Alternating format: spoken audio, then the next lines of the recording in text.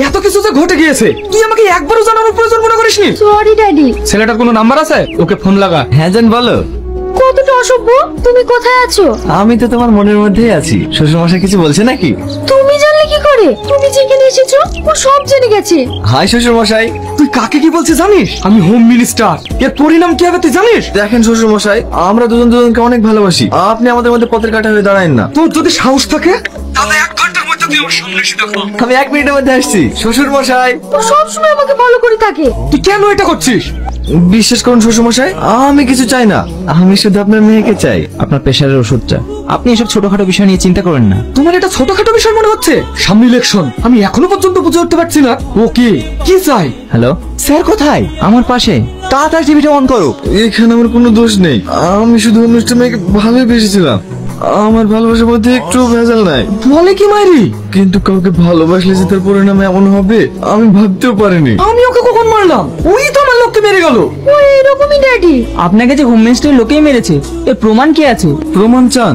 তোকে এখনো বলছি তুই আমার মেয়ের পিছন ছেড়ে দে, না হলে তোকে আমাদের সব লোককে ফোন কর। ও কে, কোথা থেকে এসেছে, ও কি চাই, এই সব ডিটেলস আমার 8 ঘন্টার মধ্যে চাই।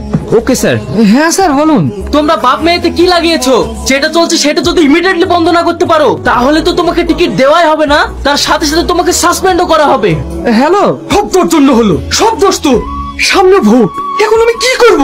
আপনি আপনার মেয়ের সঙ্গে ওর বিয়ে দিয়ে দিন। এই মুহূর্তে আপনি আপনার মেয়ের সঙ্গে ওর এনগেজমেন্টটা ঘোষণা করে দিন, তাহলে সবাই জানবে আপনি কতটা মহান। একটা সাধারণ ছেলেকে আপনার জামাই বানাচ্ছেন। এই খুশিতে ছেলেটারও মুখ বন্ধ হয়ে যাবে আর পার্টিও আপনাকে টিকিটটা দিয়ে দেবে। এরপর ভোটটা বেরিয়ে গেলে মানুষ কি অ্যাক্সিডেন্টে মরে না? ড্যাডি আমি এগুলো করব না। শোন, আমাদের এই গদিটা টিকিয়ে রাখার জন্য তোকে এই কাজটা করতে হবে। আর তাছাড়া আমি তো তোর সাথে বিয়ে দেবো না। তুই শুধু ইলেকশনটা শেষ হওয়া পর্যন্ত ভালোবাসার নাটকটা চালিয়ে যা। তোর ভাই ফোন করেছে। হ্যালো বলো জান। ড্যাডি তোমার সঙ্গে আমার বিয়ের ব্যাপারে কথা বলতে চাই। তুমি কি এখন আমাদের বাড়িতে আসতে পারবে? আসতে পারবো মানে? তুমি 2 সেকেন্ড দাঁড়াও, আমি 3 সেকেন্ডে আসছি। আমি তোমাদের এনগেজমেন্টটা ভোটের আগে সারতে চাই।